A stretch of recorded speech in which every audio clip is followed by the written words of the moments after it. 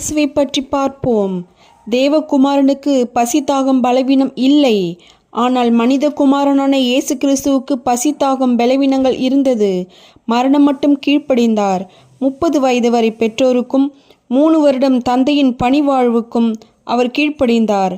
இரவு உணவு பின்பு அவர் போர் சேவகர்கள் கையால் அகப்பட்டு கொள்ளும்படி கீழ்ப்படிந்தார்.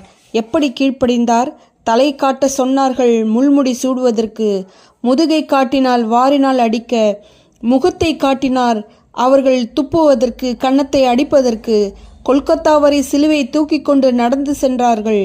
சொன்னார்கள், அதையும் செய்தார் இயேசு. சீடர்களின் பாதங்களை கழுவினார். பிலாத்து அரியணையில் அமர்ந்திருக்க ஒரு குற்றவாளி போல் அமைதியாய் நிற்கின்றார் நியாயாதிபதியான நம் இயேசு கிறிஸ்து. இதையெல்லாம் பார்த்துதான் தூய பவுல் சொல்கிறார், இயேசு கிறிஸ்துவில் இருந்த மனநிலையே உங்களிலும் இருப்பதாக என்று. ஆமேன்.